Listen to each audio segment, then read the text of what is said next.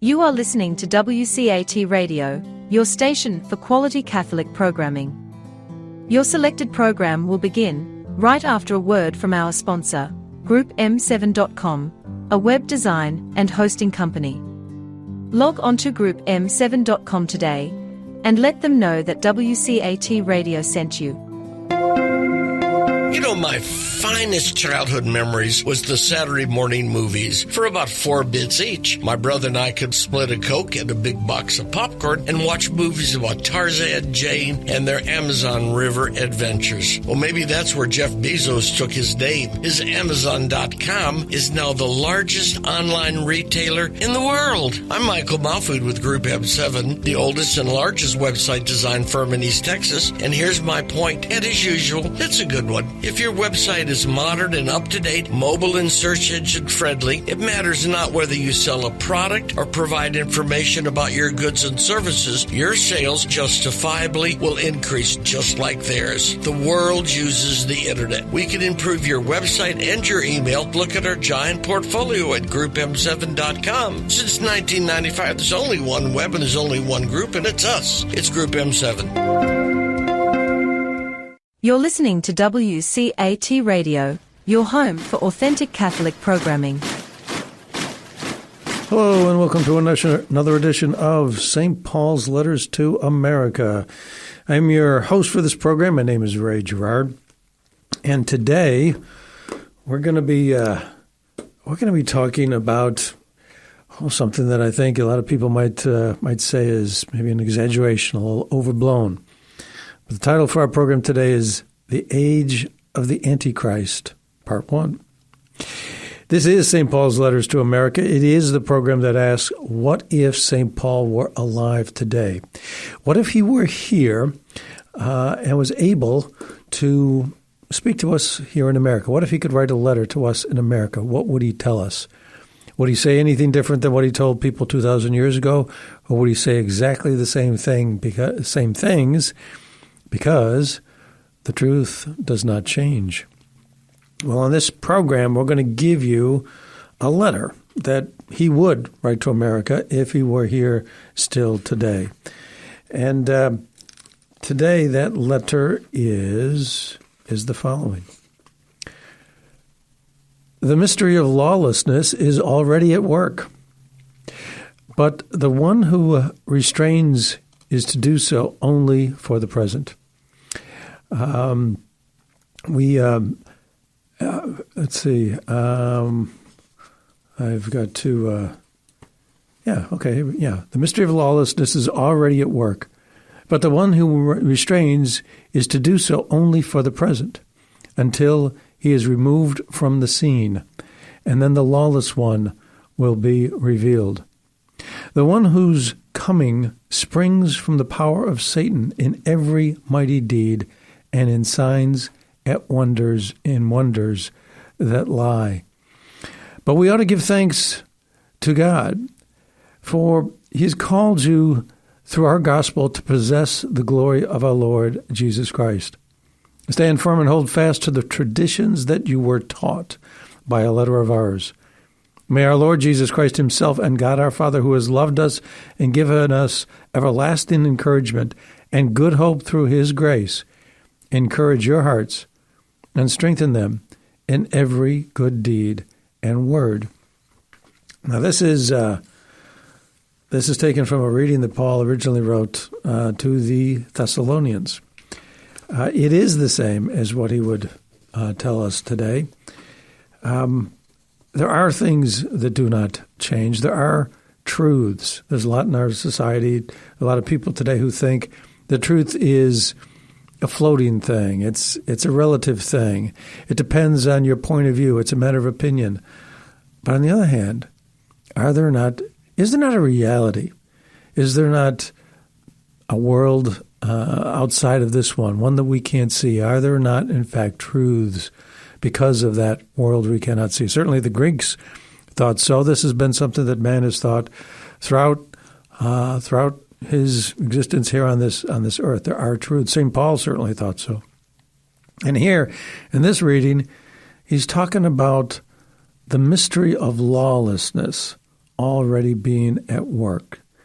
And that, I mean, it's an apocalyptic, it's a depressing kind of a reading, because he says, the one who restrains is to do so only for the present, and he will be removed from the scene, and then the lawless one will be revealed. And he talks about that lawless one as a person whose power springs from Satan.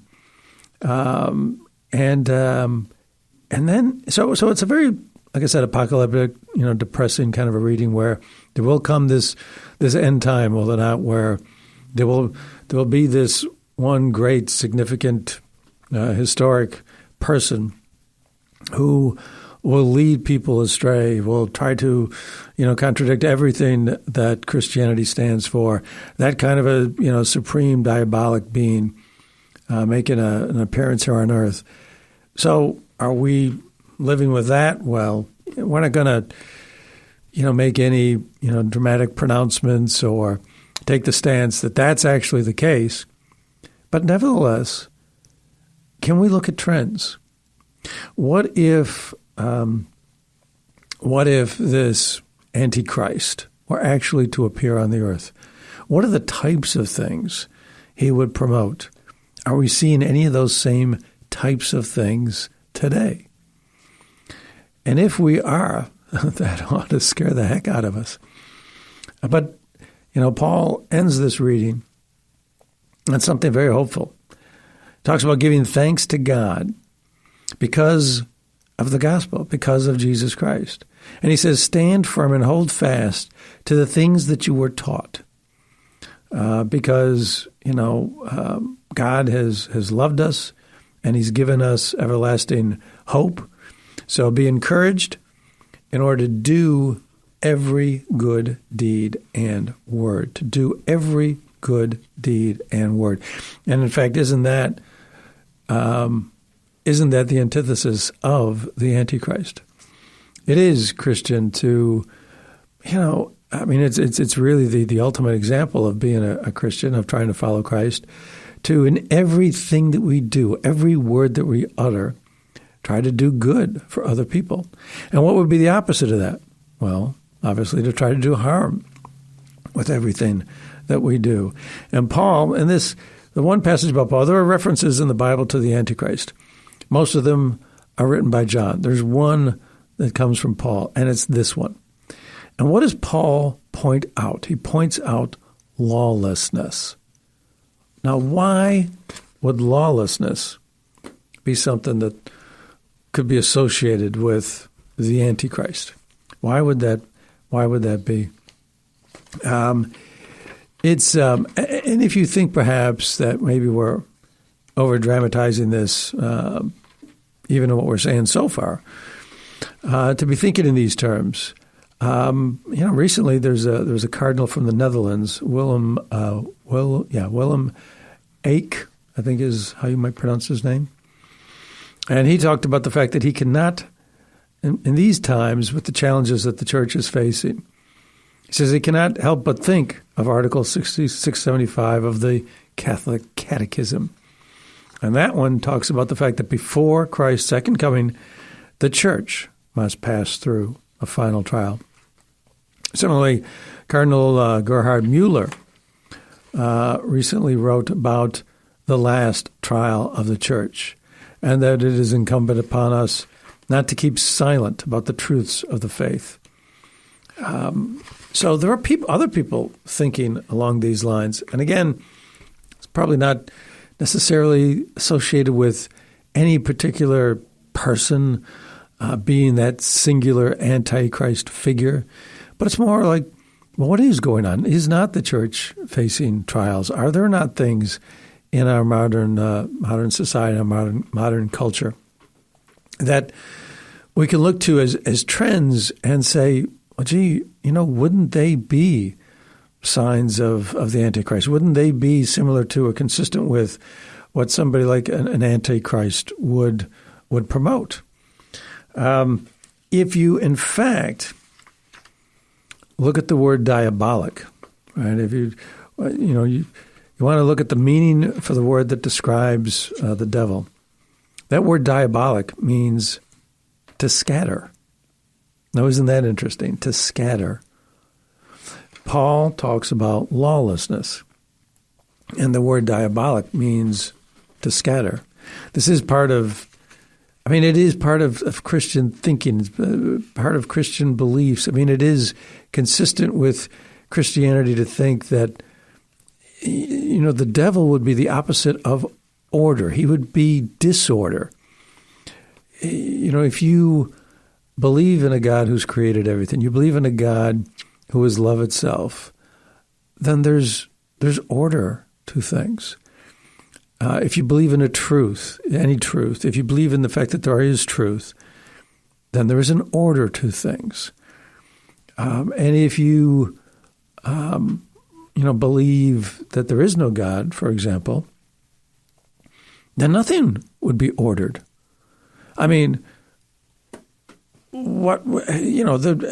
no purpose to life. What would be the meaning for anybody on this earth? If we simply live out, 70, 80 years, whatever time we have on this earth, and then we're done, what's the meaning? And if there's no real meaning to a single person, no ultimate meaning, no lasting meaning, no eternal, beyond the time that we die kind of meaning, then what kind of meaning is there for groups of people? If there's no meaning for for one person, how could there be meaning for a group of people? And if there's no meaning for a group of people, then there'd be no meaning for society at large. And if people believe that, then you would have chaos, you would have disorder, and that is the mark of this, of an anti-Christian kind of world, would it not?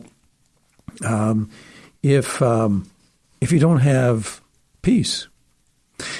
Jesus at the Last Supper said, "Peace I leave with you, my peace I give to you.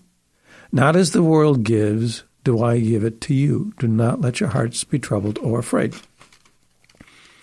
Peace I leave with you. Peace. Peace. In the Catholic Mass, peace is spoken of at the beginning, peace is spoken of at the end, peace is spoken of over and over, during the course of the Mass. Peace is a really important concept. Why? Why is this peace important? It is, in fact, an indication of order. If things are in order, then you can relax. Things are under control. The times that we have the utmost anxiety and stress is when we think that there are things in our life that are beyond our control, and then we'll strive and claw to try to get that back. We'll worry. We'll stress over the future. People, for example, have to worry about where their next meal is coming from. That's a heck of a worry. But if things are stable, if you're fortunate enough that you have a steady income and you don't have to worry about that next meal. If you have a roof over your head, then in fact you can relax a little bit. There is peace in your life. And of course that peace is just superficial peace. If you're only worried about material things, there's in some sense we're always going to be worried about, well, what about, any kind of a life after this? What is there in store for me? If you are lucky enough so that you know what's in store for you the next day, the next week, the next year, because you got this good, steady income and you got a nice house and all those sorts of things, it still doesn't answer the ultimate question. What about after this? That only settles, your worldly concerns. All of us have other worldly concerns as well. What is ultimately in store for us? So, how do you get over that? And the answer to both of these, of course, is peace. And when Christ talks about giving people peace, he's obviously trying to allay all fear. He says, "Do not let your hearts be troubled or afraid." Do not be afraid. That's do not be afraid. 365 times in the Bible that is mentioned. Do not be afraid. If we're afraid, we will draw farther away from God. If, in fact, we have if we are at peace, then we can grow closer to God. We've got time to think about God. Our attention is not going to be distracted or turned away, and that's important. That's why it's important to have times of prayer when you quiet yourself down and speak and try to speak to God, try to listen to God. When Christ says, "Peace I leave with you, my peace I give to you," what kind of peace would be Christ's peace when he says, "My peace"? I mean, think about that for a minute. What kind of peace does Christ have? Christ, being God, knows that he has all power. Knows that he loves everybody. He doesn't have to be afraid of the devil. He doesn't have to be afraid of anything. What kind of a all-pervasive, eternal, unlimited peace would there be in the heart of Christ? We can only imagine. But he says that peace is what he gives us, this deep, tremendous spiritual peace. Not as this world gives. And the fact that it is a spiritual peace, he indicates this, not as this world gives to you, do I give to you. So he's giving this tremendous spiritual peace. Well, what can, in fact, disturb that? What can disturb that? Anything. If people, stir up anxiety, be afraid of this, be afraid of that, be afraid of this, you're not going to be, spending, quiet time, worrying, trying to get closer to God. And anything that draws you farther away from God is, in fact, something that would be a mark of an Antichrist, of the Antichrist. So this is the difference. Order and peace versus chaos. And, as St. Paul says, lawlessness. If there is lawlessness, then you're very much worried about tomorrow. You're worried about you're worried about the present moment. You're worried about walking down the streets in safety. You're worried about, you're going to get a sense that there is no order to society. Things are out of balance. Things are out of control. If there's, no laws to control people, how's this going to work? If rules don't apply to certain people, rules don't apply to us, anybody can do anything they want, you're going to be afraid of everybody you meet. And then if you're afraid of everybody in every moment, you're going to be, so disturbed, so distressed. You're not going to be able to get close to God because God is, of course, peace. Nothing will worry you if you have, faith in God. So do we have marks of lawlessness? Do we have indications of this in our society today?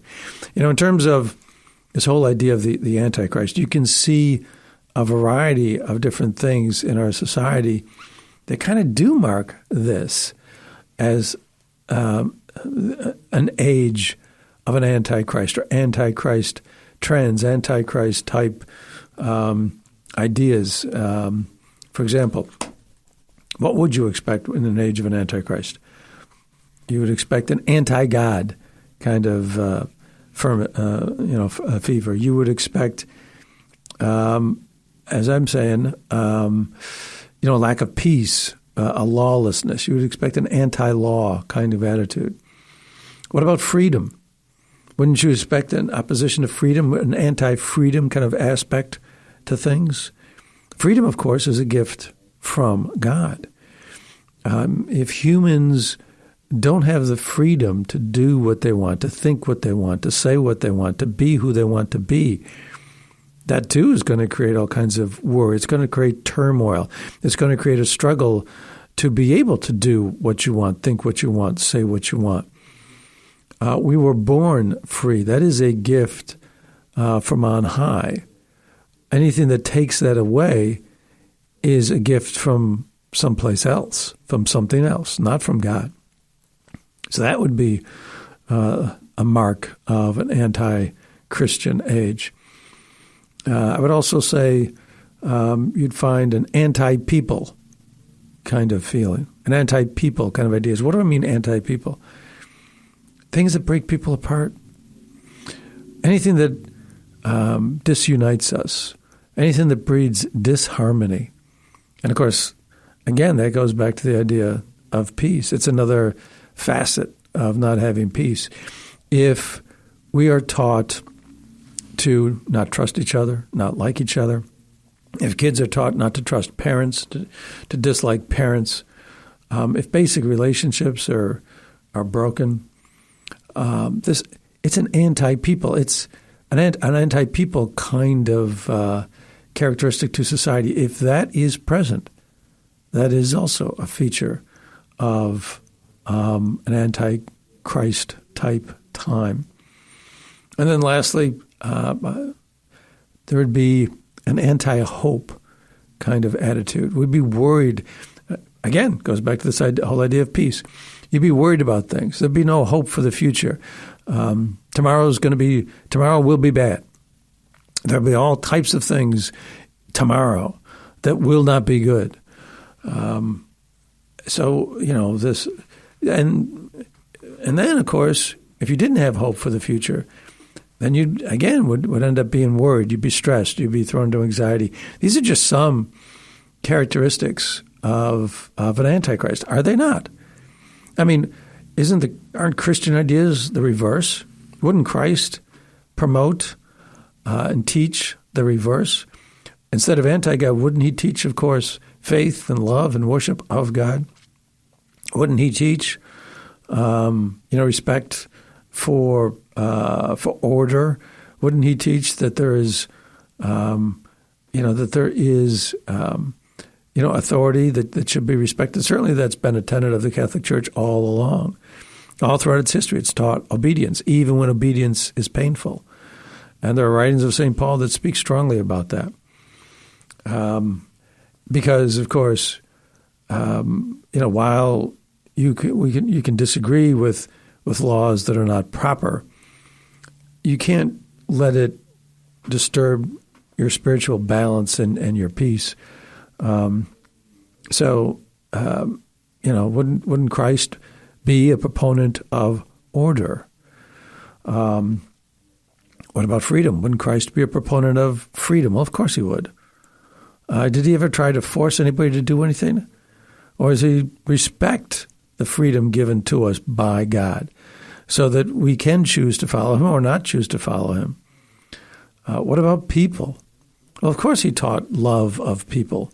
Instead of trying to break people apart, creating disharmony, he preached love for everybody. If someone hits you on one cheek, turn the other. Love, peace for everybody, always. What about hope? Well, of course, he is, in fact, his whole mission shows us there is hope. There's hope of redemption. There's hope of life after this, no matter what. There's hope of forgiveness, no matter what we've done. All of these features and more are points of divergence between Christ and an antichrist. So what about taking just a couple of these for this program? For part one of this examination into whether or not we have, in our midst, an age that could be called one of an antichrist. How about the first one, anti-God? We'll take that one, and then this other one about lawlessness, an anti-law kind of attitude. What would be like, I suppose, a clearest kind of example of an anti-God, penchant in society? Wouldn't you see churches attacked, statues of saints attacked? Wouldn't the clearest, most obvious sign of an anti-God attitude be attacks on God and religious symbols themselves where people go to worship? How about attacks on places where people go to worship God so that they can't go to worship God, so the time that they have to worship God would be interfered with? That surely would be the clearest type of example of an anti-God kind of rage. We have that. In the last few years, the instances of those types of things are dramatic. Before, I never heard of, for decades, I've never heard of churches being attacked. There might be an isolated occasion here or there, but churches being attacked in frequent, regular fashion.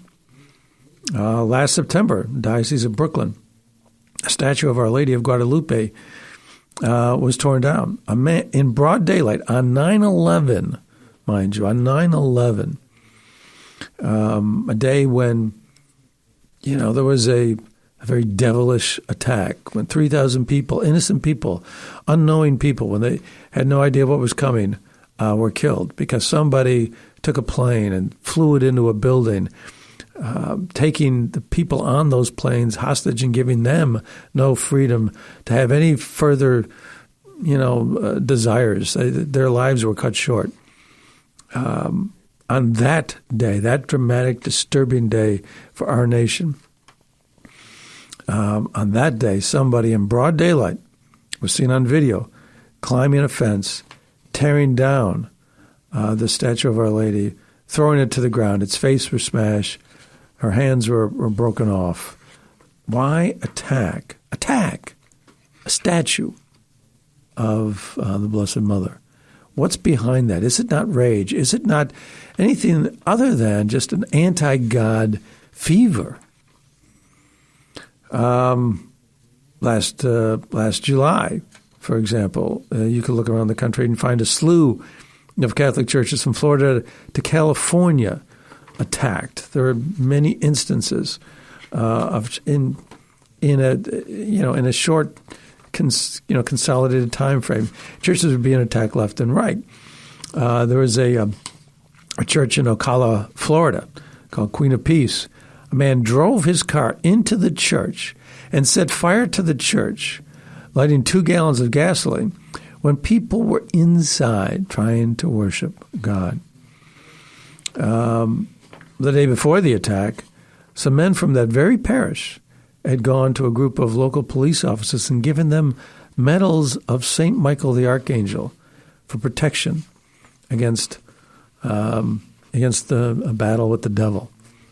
And within 24 hours, those same police officers were the ones who were called to that church to arrest this guy who attacked the church. Coincidence?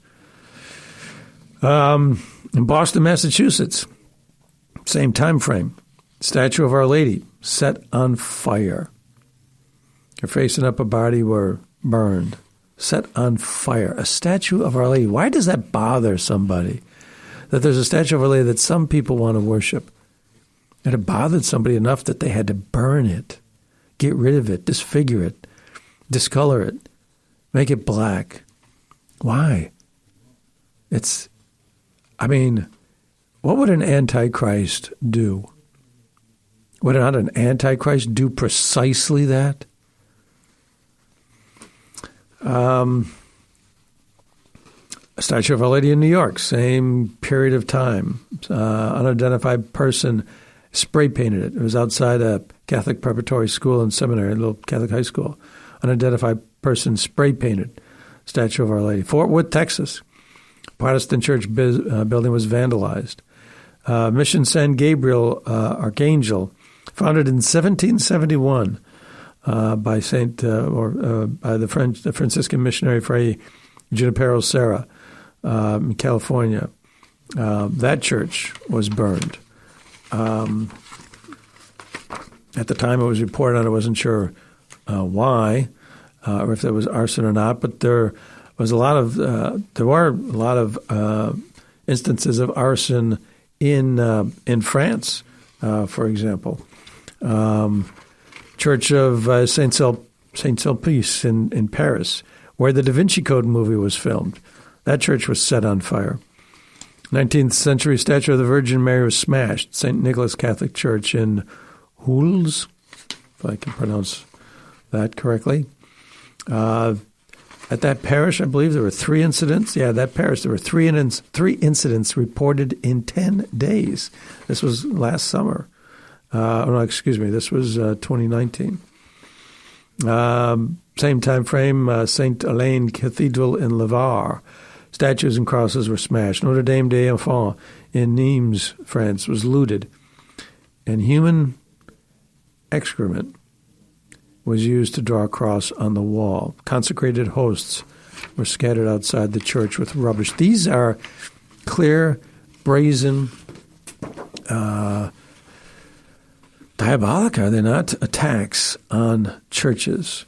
Notre Dame Church in Dijon, Eucharistic hosts were stolen and scattered. These are all within the last, 2-3 years. These are just from a couple of news articles that I pulled off. In Alberta, Canada, 10 churches in Alberta vandalized in a single day this year. 10 churches in one Canadian province in one day.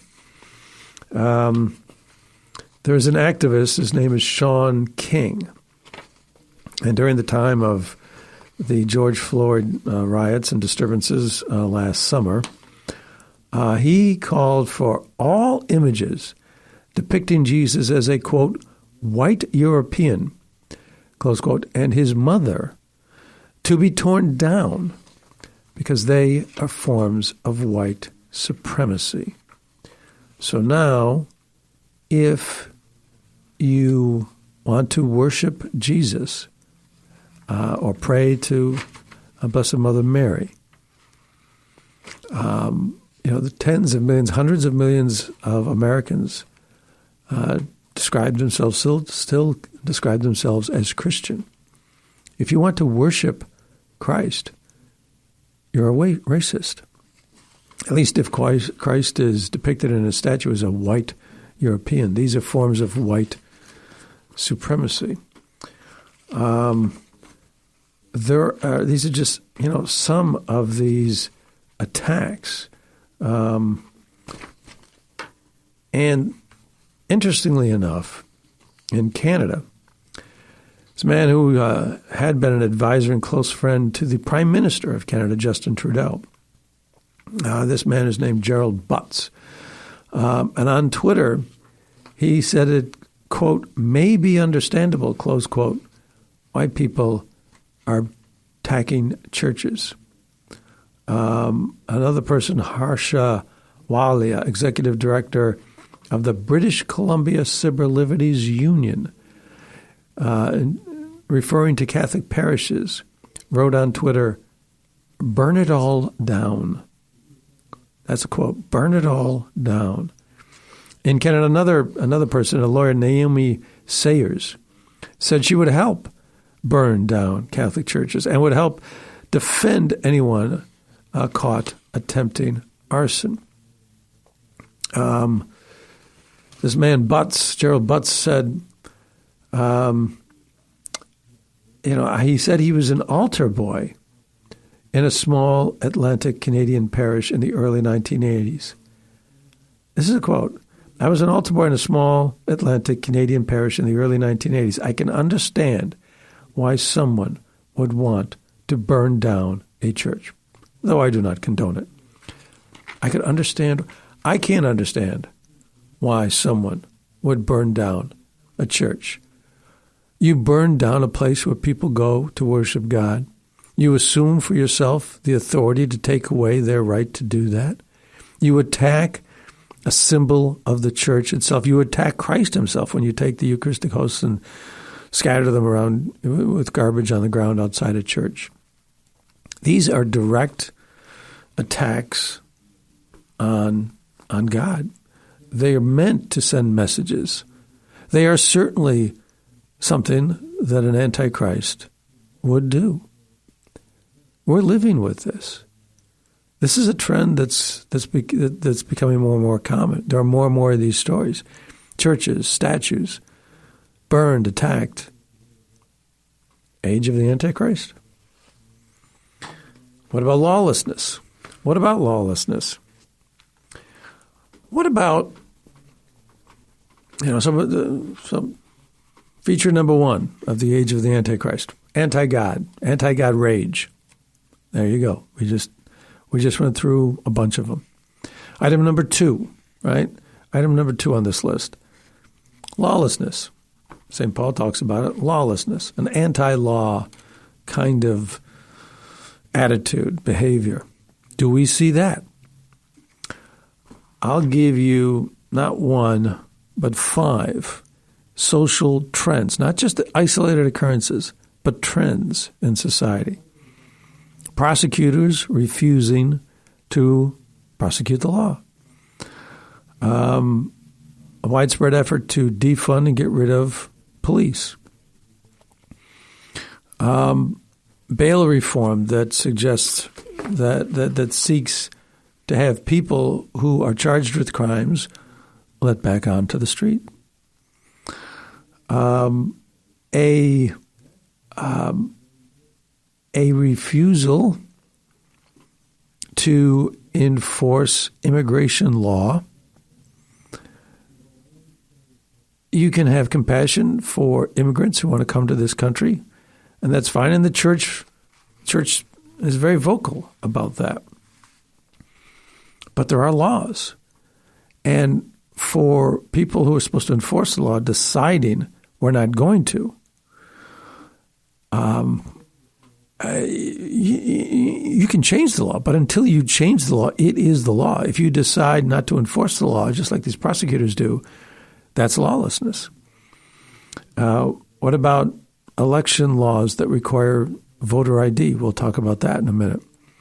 If you can't have voter ID because supposedly you're going to disenfranchise some small segment of the population, and it would be a small segment of the population that doesn't have some form of ID, you potentially disenfranchise everybody. Everybody. And wasn't that sort of a diabolic or clever kind of attack? Because there are a few people that don't have ID, we're going to make it so that nobody has ID. And if that's the case, then it's possible for election cheating and fraud to occur. There'd be no way to know that votes are valid, that a particular vote was cast by a particular person. There's no way to know that. Voter ID is the height. Without voter ID, voting is the right of the people to decide who will represent them. And the only way to know that is to know that the people have voted one by one. You have to be able to confirm that. And if not, then you make it possible for the votes of everybody to be cheated. The votes of everybody to be not counted. You could have one election result that's because most of the people, decided voted a certain way. But if you have no way of knowing who it was who actually voted, those results could be altered, changed, cheated. The cheating could occur. And then in that case, the votes of the majority, if not everybody, would be reversed, thwarted, disenfranchised. The majority of the people could be disenfranchised. Their votes could be rejected. How about taking some of these examples? Prosecutors who won't enforce the law. There is a DA in Suffolk County, which is Boston, Suffolk County, Massachusetts. She came up with a list of 15 crimes she will not prosecute. They include trespassing. So somebody comes onto your property. Do they mean you harm? Supposing they came onto your property meaning to do harm, but for some reason, got called off or prevented from doing so. Doesn't matter. They won't be prosecuted. Shoplifting. I think it was was it San Francisco where the DA decided if it's under $950, we're not going to prosecute it. So anything less than 1,000, you can steal 100, 200, 500. There are stores closing their doors because there's so much shoplifting going on, they can't stay in business. Why is that right, that you can take property that belongs to somebody else as long as it doesn't cost more than, $900? Why is that right? And if it's not right, and of course it's not right, then what message does that send to people? That there's no law to prevent this. That doing something wrong is okay. And once that idea is put into people's minds, then they're going to extend it.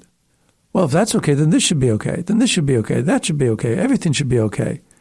You're starting down a slippery hill towards all lawlessness. Something wrong is okay. That's going to have repercussions. It's not just going to stop there. Anytime you say something wrong is okay, anytime you do that at all, there are potential huge consequences. But the list, we've only gotten 2 steps on this list so far. Number 3, larceny under $250, so similar to shoplifting. Receiving stolen property, that's also okay. Operating with a suspended license is okay. Breaking and entering into a vacant property or for the purpose of sleeping or seeking refuge is okay. You got a homeless person, he's got no place to sleep, he breaks into your house. It's okay. If there are homeless people who've got no place to sleep or, then we as a society need to do something about that. But to give somebody the permission to break into somebody else's house, that's not okay. I mean, the Catholic Church, there are myriad, charities out there that try to provide places for people to sleep. And certainly the Catholic Church has, I think the Catholic Church is in the world, provides more charitable work and resources than any other single entity. And I don't think it's close. Breaking and entering, as long as you do it for a certain reason, that's okay. Wanton or malicious destruction of property, that's okay. So you can shoplift, you can destroy other property, like maybe perhaps statues of the Virgin Mary. Minors in possession of alcohol, that's okay. What will happen to those minors if they're told that's okay? Won't they progress to the next thing? Drug possession, that's okay. Drug possession with intent to distribute and corrupt others, that's okay.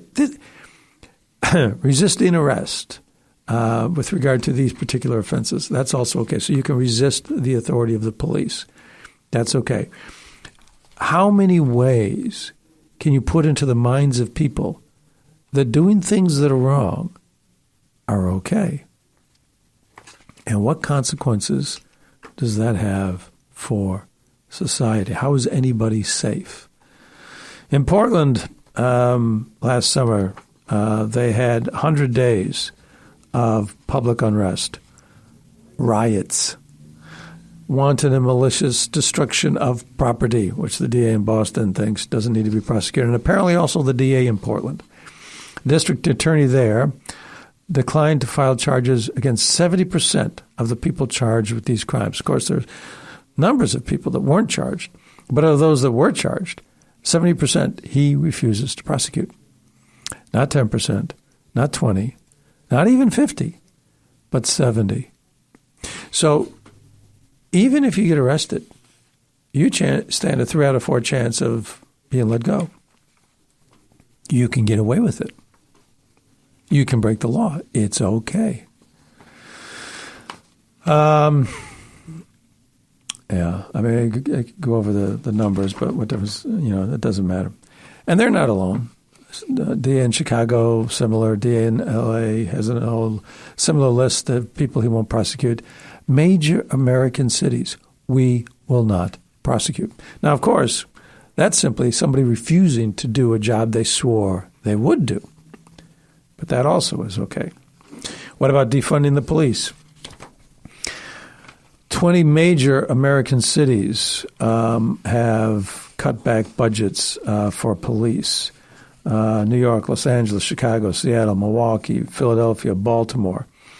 In Portland, Oregon, they disbanded a gun violence reduction unit. San Francisco, they made a pledge to defund, I think, $120 million over 2 years. Denver and Oakland, they removed police from schools. We had school shootings before, and the country was, was crying, how can this happen? How can we let this happen? We've got to be able to do something. Well, now we're going to take police out of the schools. Seattle council members pledged, originally thought it was a good idea, I don't think they went through with it, to cut the police budget by 50%. In Minneapolis, they reduced the city's police force, slashing, I guess, $8 million from the budget. And they had a state mandate in Minneapolis. State law required that they had to have a minimum of 889 police officers. They fell below that, down to somewhere around 600 or so, 600 and somewhere in the 600s. They were state mandate 889, short more than 200 officers, so something less than 689. Violent crime, the arrests down this year, down 30%. A neighbor called 911. Her car was being stolen. The 911 operator said, "Sorry, we don't have anybody to send."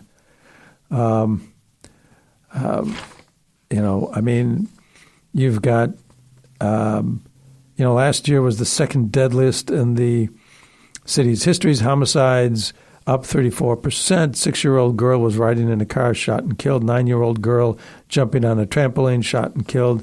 6-year-old girl eating a McDonald's Happy Meal, returning home in her mom's car, shot and killed. Bullets flying all over, certainly in Chicago, that's happening.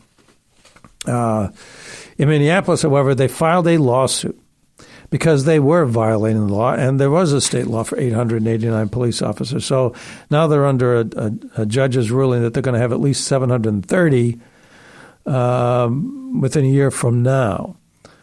And that's still going to be 150 short of what the state was required, by state law, what they're required to have.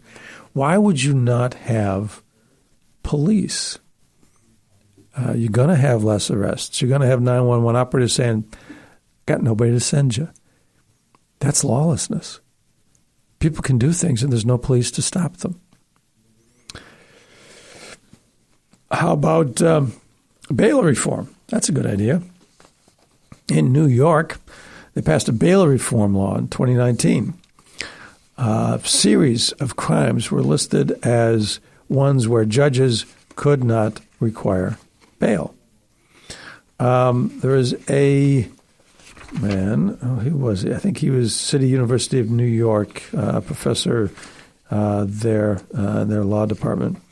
But anyways, he examined the law that was passed, and he found at least 25 felonies for which no bail would be allowed, or at least required, that were violent or create the potential for violence. But they were nevertheless exempt from bail. So these people let back out on the streets. So you have less police to enforce the law, to make arrests, to stop people from doing harm to others. But those that you do arrest, DAs won't prosecute them, or if they are prosecuted, they won't stay in jail. They're let out on their own recognizance because they'll return for trial. Really? Of these 25 felonies that were violent or create the potential for violence that this professor found, these 25 included aggravated assaults on a child, prisoner escapes, rapes, riots, robberies, vehicular manslaughter. Somebody dies. No bail. They get arrested. And then but they're not going to stay in jail. They get put back out. Within 4 months after New York passed its law, it was forced to retreat from this idea, this grand idea. So there was some retreating that was going on. But still, there's a lot of people claim that, the troubles caused by this bail law still there. 5 police unions just put out, this statement that still decries so many problems with this bail law. What about the border? We have a law that says you're not supposed to cross the border unless you go through the proper channels. And recently, a Cuban-born Homeland Security Secretary, Alejandro Mayorkas, told people from Cuba that if they try to come to the U.S. Without going through the proper channels, without going through the legal channels, they will be deported. But yet on the southern border, Arizona, Texas, you've got more than 1 million people in a half-a-year period so far that are crossing the border without going through the proper channels. We're not enforcing the law. So what happens is Congress has passed a law that says you have to go through these legal channels if you want to come into this country. Congress can change the law. They haven't yet. So we're going to ignore the law to the tune of 1 million people in a half a year. That's policy making. That's doing something that's reserved to the legislature. So our law says that laws get made by Congress. Federal laws get made by Congress. But the executive administration that's supposed to and swears to enforce the law that Congress makes doesn't do so. Not in an isolated case, but for 1 million people in a half-a-year period, so that they're effectively changing the law. You don't need to go through these legal channels. If you have 1 million people, 2 million people, if you're on pace to do 2 million people a year, I mean, that's something that's so large that's something that affects society so much that needs to be decided by Congress. So if you don't, we're not following the law. Lawlessness. Voter ID. We've talked about that already. Recently, the Supreme Court Brnovich case addressed a case out of Arizona, where they required that people vote in their own precincts where they reside, and ballot harvesting was not permitted. You can't go collect votes from other people because that's too prone to cheating or fraud. The people have to cast their own votes. And the Supreme Court looked at this, and people said, well, but there's no evidence of widespread, massive cheating. And the court said, well, it should go without saying, quoting the court, should go without saying that a state may take actions to prevent election fraud without waiting for it to occur. And the Department of Justice has just come out with a lawsuit against Georgia because they're requiring similar protections to their voting to protect the votes of all the people. And the Department of Justice of the United States of America is now seeking to overturn these requirements in Georgia, as this case in Arizona was also fought by people. There are people that are trying to fight these laws that are going to protect the validity and the sanctity of the votes of all the people. And when that happens, of course, people won't trust that the votes in the elections are fair, that they're accurate. And you're going to have lawlessness, a lack of peace, a lack of order, a lack of trust. If there was just isolated occasions of one of these things, but when you have widespread instances across the board in all these different areas, prosecutors, police, governors, mayors, federal executive branch officials showing a disrespect for the law. This is a situation where there is lawlessness. People are being told laws don't matter. There is disorder. There is a lack of peace. That is something that, in fact, would be seen or promoted by an antichrist. If we're living in an age when churches are attacked, statues of the Virgin Mary and saints torn down, desecrated, where laws are not respected, there's a lot of upheaval. There's a lot of lack of peace. There is cause to be worried, as the cardinals that we referenced earlier worried, that we're living in a time of trial and testing. And if Paul was able to speak to us in America, he would tell us, as he told the Thessalonians 2,000 years ago, hang on to what you were taught. Well, this has been another edition of St. Paul's Letters to America. We hope you found it a little provocative, that we're looking at some of these social things through a religious lens and asking questions about them. And we hope you've enjoyed it. We hope you'll join us again. But until you do, may God's best blessings be with all of you. The mission of Holy Apostles College and Seminary is to form faithful witnesses of Christ. Year after year, the prestigious Newman Guide has recommended Holy Apostles for our academic excellence and steadfast fidelity to the magisterial teachings of the Catholic Church. We are also fully accredited and the leader in Catholic online learning. Our students enjoy the unsurpassed flexibility to study on their own time and anywhere in the world through asynchronous engagement. Holy Apostles is dedicated to the relentless pursuit of truth, which allows students in all academic programs, including undergraduate, graduate, and personal interest, to formulate a coherent worldview based on both faith and reason. The study of the liberal arts also develops and refines key competencies associated with career readiness, such as critical thinking and problem solving, clear communication, collaboration, and a strong work ethic. The tuition rate at Holy Apostles is one of the most affordable in the country. Yearly tuition for a full-time undergraduate is under $12,000. Students at Holy Apostles can graduate with minimal or even no college debt, which enables them to live out their calling as faithful witnesses of Christ without heavy financial burdens holding them back. Please visit www.holyapostles.edu/admissions for more information. The Fall 2021 admissions deadline is Friday, July 23rd. Classes start Monday, August 30th.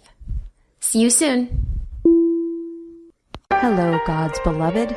I'm Annabelle Mosley, author, professor of theology, and host of Then Sings My Soul and Destination Sainthood on WCAT Radio. I invite you to listen in and find inspiration along this sacred journey we're traveling together to make our lives a masterpiece and, with God's grace, become saints. Join me, Annabelle Mosley, for Then Sings My Soul and Destination Sainthood on WCAT Radio. God bless you. Remember, you're never alone. God is always with you.